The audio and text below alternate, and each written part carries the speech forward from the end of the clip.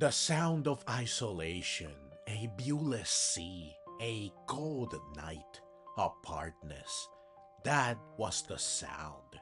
These haunting words written by Ray Bradbury capture a feeling that's as old as time. The call of the unknown, the longing for connection, and the ache of loneliness. It's this deep, melancholic tone that fills Bradbury's short story, The Foghorn. A tale so powerful it resonated far beyond the page, inspiring films, monsters, and even one of the most memorable episodes of the Pokémon anime.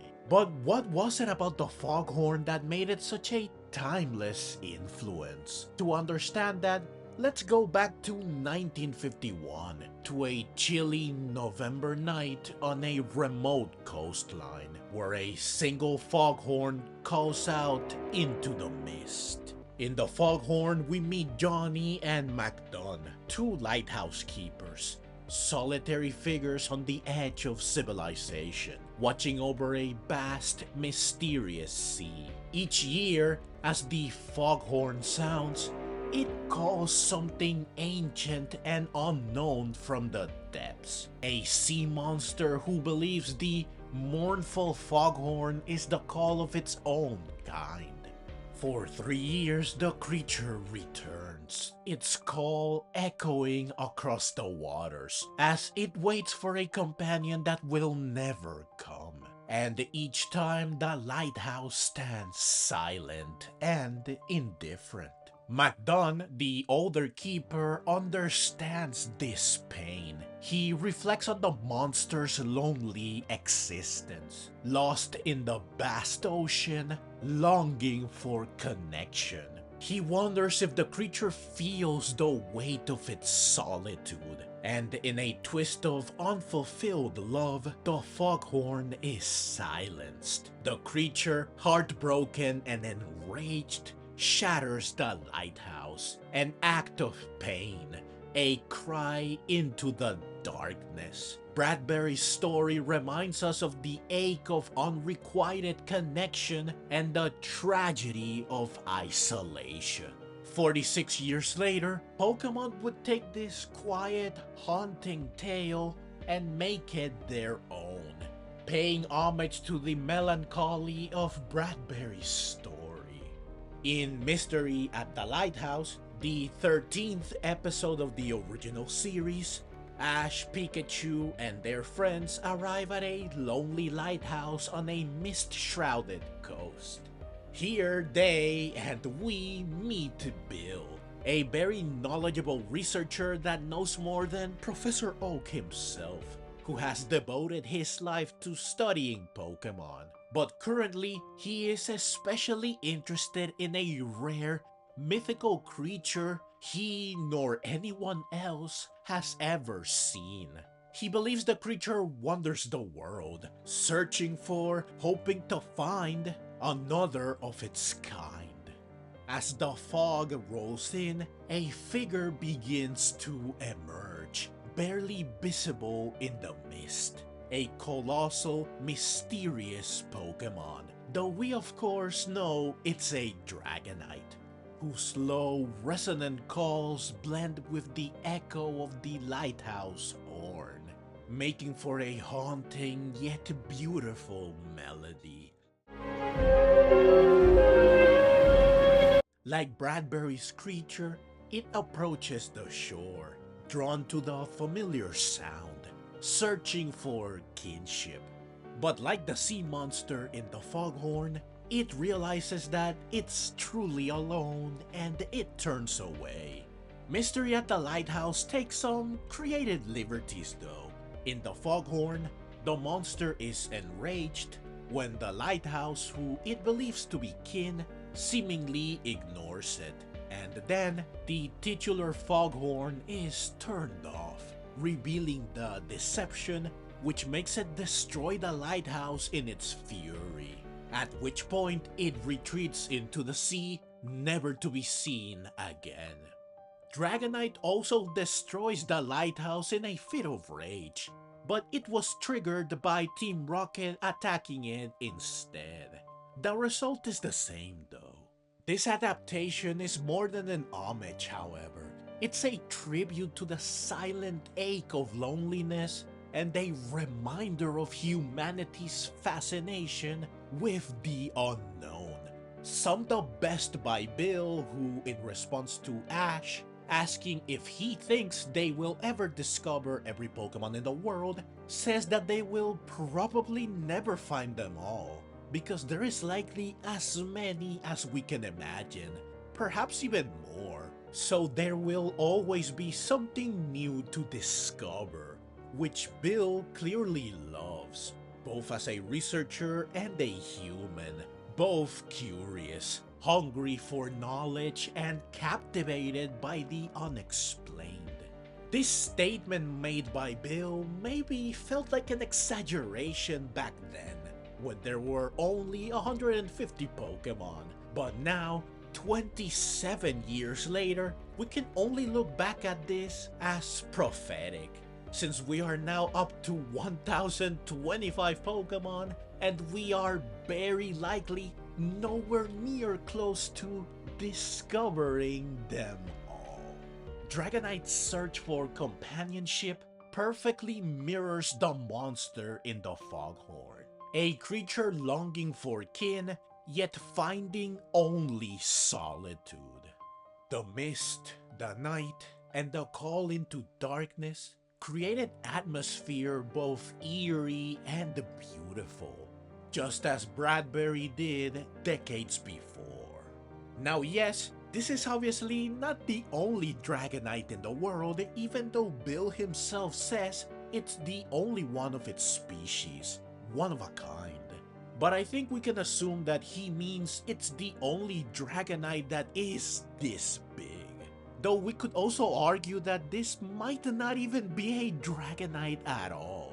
Yes, the silhouette is unmistakable, but since the episode cleverly shrouds it in darkness and mist, in an attempt to keep it, well, a mystery, an almost magical, mythical existence that defies logic and explanation, it could very well be something entirely different, and we unfortunately simply have no way of knowing what it truly is or where it came from.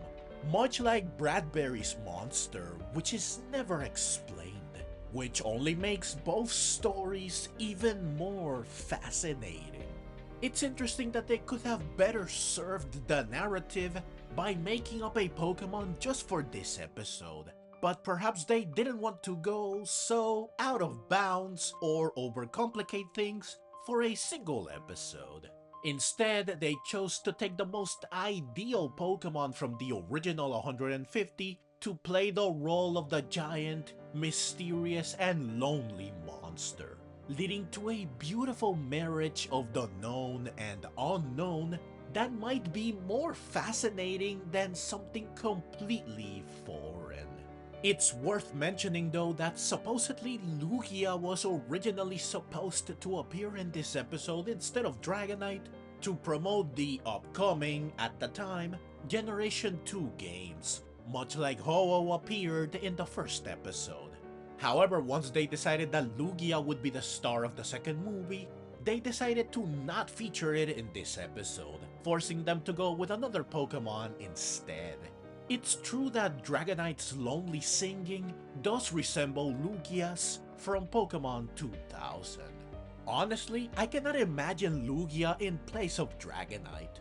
I don't think it would have been as good of a fit for the role, since Dragonite resembles the monsters this episode borrows from a lot more. So in the end, it worked out for the better.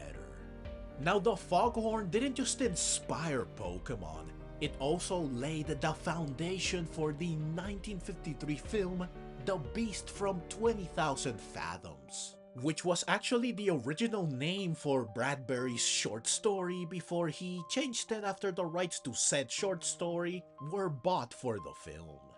This film was one of the first cinematic depictions of a prehistoric creature awoken from the depths.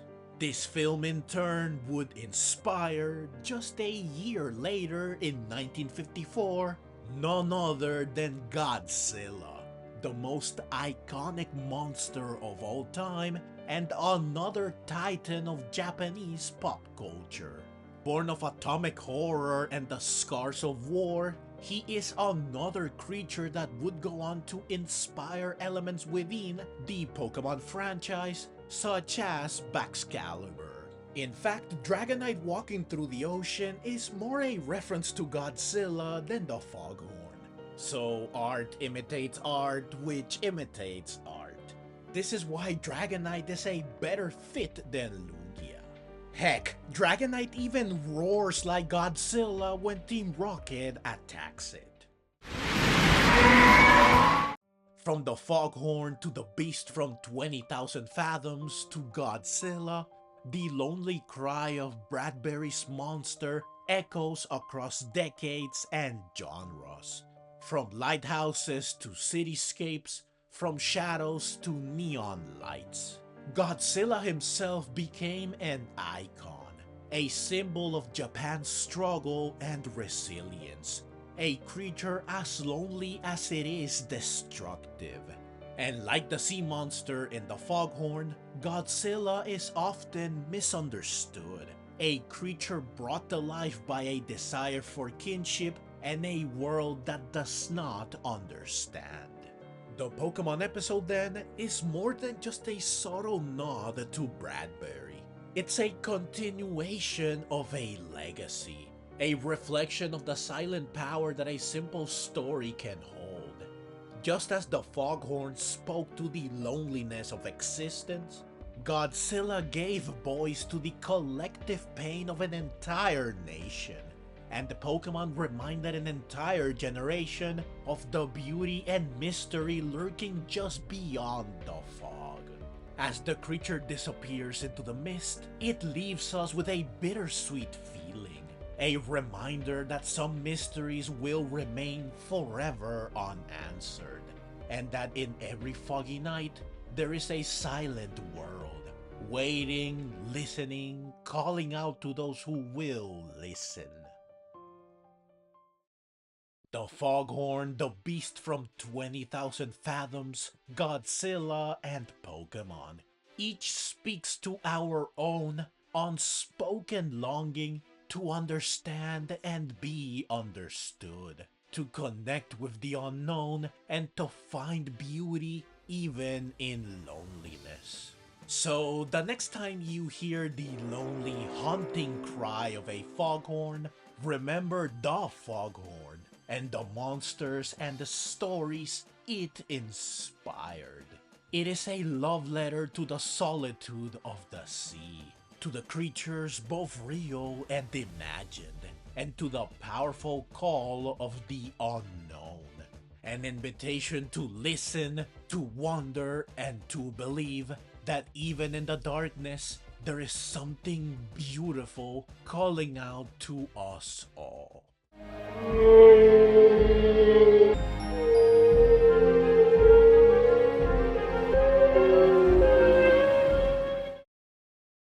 Thank you very much for watching.